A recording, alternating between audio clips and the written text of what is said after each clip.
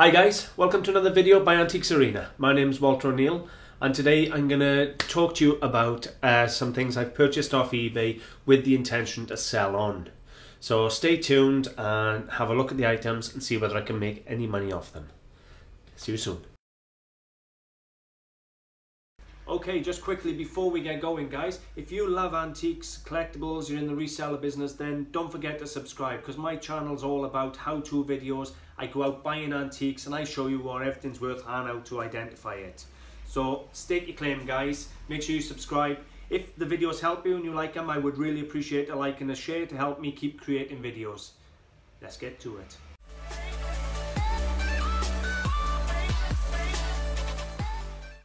Okay, now before I get going showing you what I've bought on eBay, now I'm going to talk to you quickly about a electric vest I bought. Now as you know, I put a thing in my last video, I had a really good haul video, but at the end I did show you where I got fed up of being cold. And those of you in the reseller business, a lot of us, we work markets, car boot sales, antique fairs. Even me in the shop here, it gets bloody cold. So anyway, I went on Google and I bought myself an electric vest. They run off a simple battery that you use like a phone charging pack. If you can buy those in B&M bargains and things like that. They're not a lot of money, £5–10 for a battery. And I had them in the house because purely, you know, we used to have extra battery packs for our phones when we went to work. Anyway, it's nice and simple, push button, turn it on, different colours, different temperatures, and you have yourself an electric vest. Very similar to the old electric blankets that we used to use on the beds. Well, I can tell you, they do work. It's nice and warm, and this one was only £30. They start in the high 20s and go all the way up. If you want a really high-end one, great, you'll be even more probably. But this one, as a cheap option at £30, still is working really well, keeping me warm. I'm not shivering at all, and it's been a cold winter. So that's the vest dealt with, guys. If you work in the markets now, I actually do recommend you get one. They are worth it, but what I would also recommend is you get at least one size larger than what you need, maybe 2 sizes. Now this vest is a stretchy one. I bought a large, and to be honest with you, I could have done with 1 or 2 sizes bigger.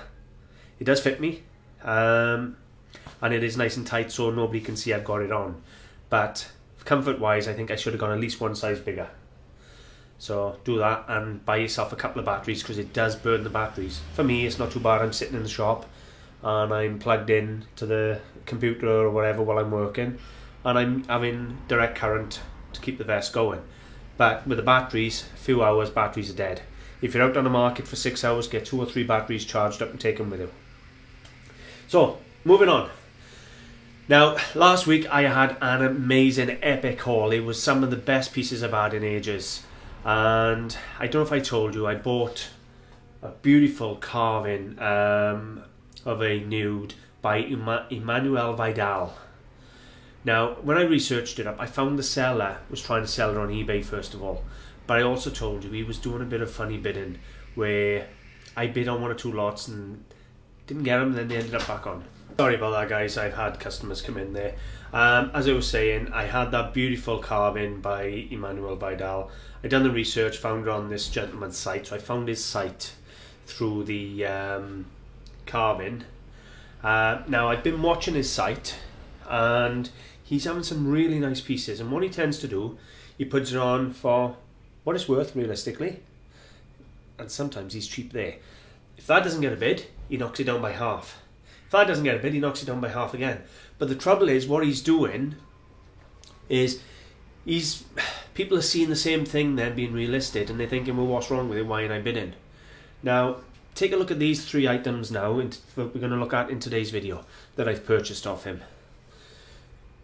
Large sugar bowl, twin handle, solid silver, fully hallmarked for Birmingham, not 100% on the date, 1920 something, 1929ish.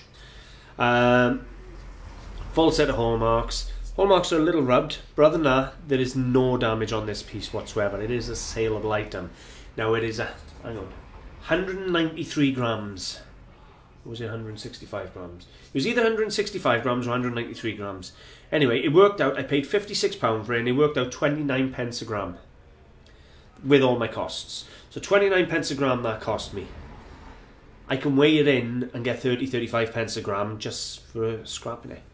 So it's already a winner there. But I am going to try and sell it. Now, I sell antique silver or good silver for £1 a gram in the shop. So at £1 a gram, I'm making a really good profit on there. But we'll have a little look and see what we can find out anyway. Next piece I purchased off him was spectacular. It is a piece of Berlin porcelain from late 18th century to early 19th century. All hand painted. Spectacular mug.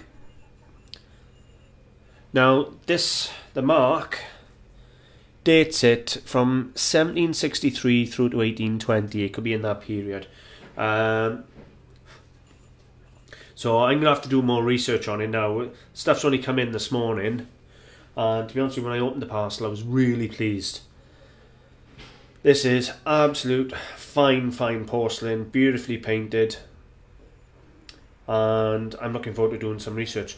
Now this cost me £26. Now originally it would have had a saucer, and I think it would be known for a chocolate cup. That's what I would have thought it was, is a chocolate cup, and it would have had a saucer. But unless I'm mistaken, they used to pull £200 or £300 for a cup and saucer. So a cup on his own for £26, nothing wrong with that. Next piece I had of him was this. It is crested ware, which doesn't sell as a rule now to what it used to. We have the memorial for the City of London. This is the thumbs up figure. Full registration number for 1920s. And we have an advert stamped on the bottom, or makers, retailers, whatever you want to call it. Benjamin Harris, the Chocolate King, King's Cross.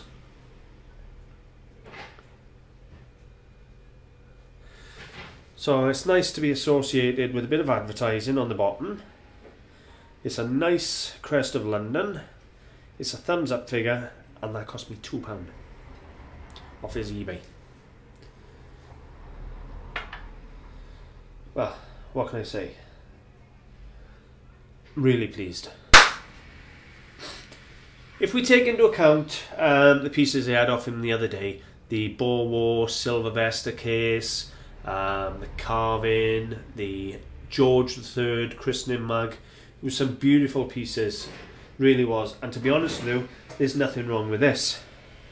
Now I placed some bids on his site yesterday and got outbid, which is absolutely fine because I'll wait and see if some of them get put back on. But I did happen to win 5 early postcards, late Victorian, early 20th century postcards, erotic ones. 5 I won for £5. So they're interesting, and we'll see what they're like when they arrive. But it just goes to show there are bargains to be had on eBay, and you can make money. But what I'm going to do in a minute, we're going to have a look the sorts of money the Berlin porcelain pulls on eBay. We'll have a little look at the prices, sold prices for the weight and size and rough item, what it is. See what people are actually achieving on eBay, because 29 pence a gram is under scrap value. So I'm on a winner either way, guys. Stay tuned, we'll see what we can find out. Okay guys, so all I've searched now is Berlin porcelain in the Berlin porcelain cup in sold listings, and I've gone highest price first. Just wanted to see the price on some of this Berlin porcelain stuff. And as you can see there, a cup and saucer, £300. The chocolate cups are not pulling as much as they used to. There we have one. So there's the same cup as what I got, or very similar cup. I haven't got the saucer. They got 100 for theirs. But as you can see, it's good money on Berlin porcelain. I'll have a little look what's actually currently on there. Bear with me a second. eBay's tags, yeah, do them one at a time. Why did it jump to that? Right, okay. So, highest price, 212 results, Berlin porcelain. And as you can see, some people are asking £2,000 for a cup and saucer. I wonder they're actually currently asking for a chocolate cup. See if we can find one.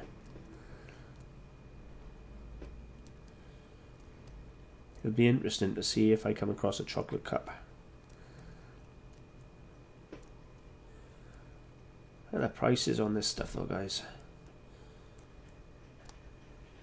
That looks Chinese rather. That's the Cafe La Chinese. I wouldn't have put that down as Berlin. That's a Chinese design, and that's a Cafe La that you can find on Chinese. You can have a look at that one. I'll go back to that and have a look in a bit. But I would have put that as more Chinese porcelain than German.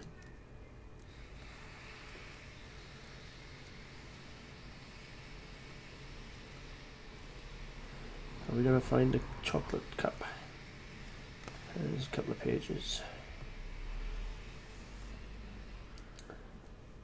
Still good money asking.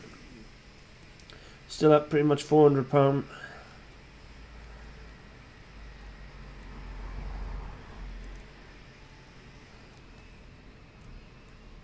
There's a lot of cups and saucers on yet. And bearing in mind, I think I only searched Berlin porcelain cups. So can you imagine the price on a Berlin porcelain vase? Or something of that nature. I'll give you a quick look at close-up look at the mark as well now, guys. I'm not going to keep going through it. You can see roughly the money. What I'm going to do just quickly for you before I move on. Just have a look at the dearest Berlin porcelain. 54,000 for a vase. That's impressive. And obviously they've done plaques. These are all hand painted porcelain plaques. 12,000 for a set of 6 plates. 12,000 for a vase. Well, I don't need to go on, do I, guys? You can see why I purchased it. Let me give you a little close up of the mark. There you go, is the mark, and the painting is beautiful. I'll watch it undrop it. Now, if I come over to my purchase history, you can take a look. There's the 5 erotic cards I've bought. So we'll come in by that. There's the twin handle sugar bowl. I paid £56 for it, and if I can come down to the description, 165 grams. So it works out at 29 pence a gram. There's the Berlin cup. £22 I paid for it, guys. Sorry, not 26. And the thumbs up there at £2. Now I had a combined postage on this lot of £5 for the 3 items, so just over £1 an item. I am currently bidding on more items he put on. Yesterday he put a few really nice pieces on and I got outbid on those. I set my prices and I have them or I don't have them because I got a funny feeling I'm going to end up being run up. There's an 18th century French snuff box at the moment I'm bidding on. He started off, he listed at £80. That didn't take a bid. Then he listed at £40 buy it now. And I thought, that's still more than I want to pay for it. I offered him 30, which he turned down. It then went unsold. And he's relisted at 20. So I put a £30 bid on it yesterday, and I was outbid at 31 today. But I may up it to another few pounds and see whether I win it. But I'm not going up to the 40. Purely I don't see it. By the time I pay 40 and the £5 shipping on that item, I just don't see the profit on there. So... But I'm watching his site, and he's inspired me to start looking, if I'm in the shop and the shop's quiet, start looking on eBay and to see what rarities I can pull off. So you never know. But when you can buy silver like that and a scrap, to be honest with you, I'll do that 7 days a week, because if I couldn't sell it, I can go and weigh it in when I'm in Cardiff. Guys, I really hope you've enjoyed. Bit of a different type of video for me, but still interested. Guys, thanks for watching. Bye for now.